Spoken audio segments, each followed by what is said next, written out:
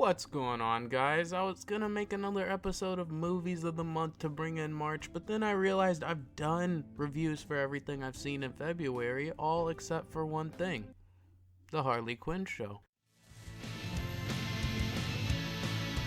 Harley Quinn follows our favorite femme fatale as she decides she's had enough of the Joker's abuse and is ready to go off on her own. She puts together a ragtag group of B-list DC villains including Clayface, King Shark, Dr. Psycho, Poison Ivy, and Cyborg Man.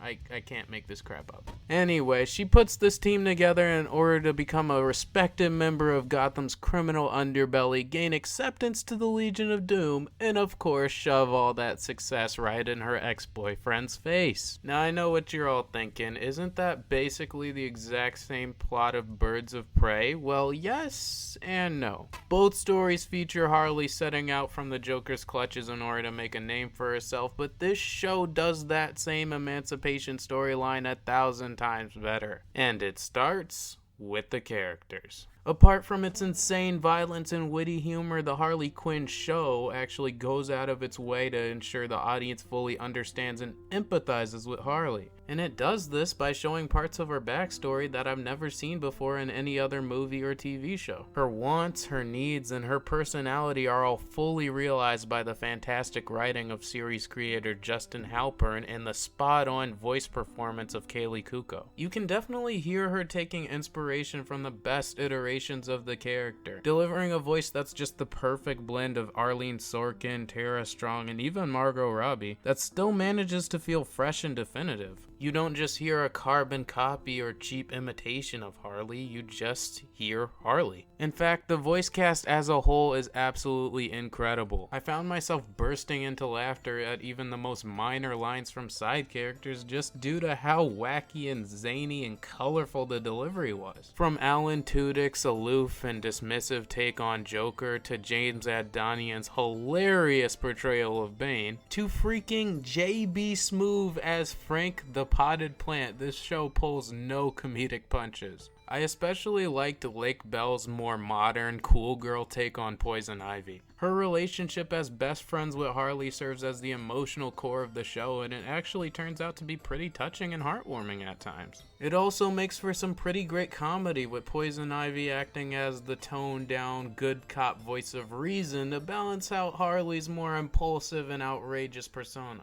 The show follows Harley and her team as they go on several misadventures interacting with some of DC's most popular characters from Joker to the Justice League, but never really lose sight of what's most important, which is Harley and her friends. Now, I'm not gonna go on and recommend this show to younger fans, as this is an adult animation in the purest sense of the term. The violence is bloody and gruesome, the language is colorful and unfiltered, and the humor is shamelessly crude. Yet there's something about the punkish attitude and how the characters dismiss all the cruelty around them with humor that just makes it feel very refreshing for DC. The cartoony nature of the violence brings an element of humor to the traditionally dark and gritty DC aesthetic, and I couldn't get enough of it. What I love about these DC original shows is that it doesn't feel like they're trying to please anyone except their fans, and Harley Quinn is no exception. I also really love the hilariously outrageous and self-aware depictions of DC characters and lore. I love how Batman is treated as an afterthought.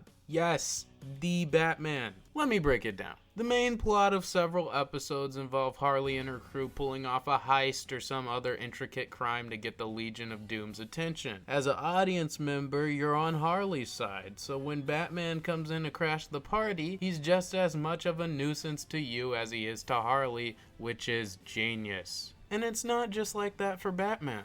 This show takes a parody-driven approach to all the other major DC characters as well. The writers of this show are well aware that we've seen the same characters and scenarios hundreds of times, so they're constantly finding ways to take the old and make it new and funny. From seeing the Legion of Doom reduced to paperwork and the spatial bureaucracy of a typical office job, to Jim Gordon being a cranky, unshaven shell of a man who relies on Batman for marriage counseling and emotional support. The influence of old and new doing this? You're festering, Boyle Quinn. A bedsore, a tapeworm that sets up shop in Gotham Flowers. Jim.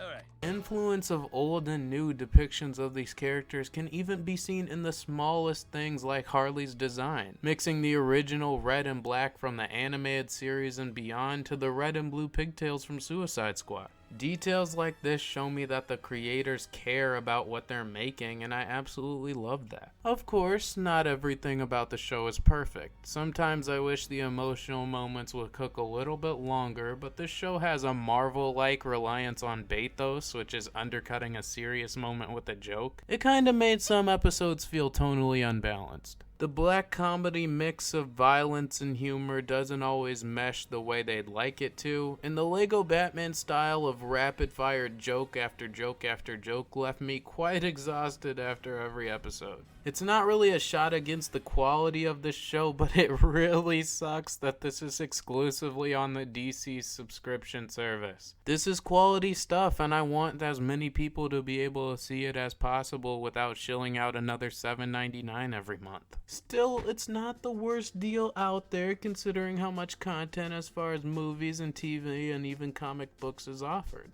I swear, this video is not sponsored by DC Universe. But I will say, if you're on the fence about getting the streaming service, just give that free trial a run through, see how you like it, and freaking watch Harley Quinn. I'm gonna give it 4 out of 5 stars. So those are my overall thoughts on Harley Quinn. Thanks so much for making it to the end of the video. Make sure you comment what do you think about this audio-based style I'm leaning towards. Leave a like as usual before you head out, and follow me on social media. I am Pack. Thanks so much for hearing my perspective, and I'm out for now.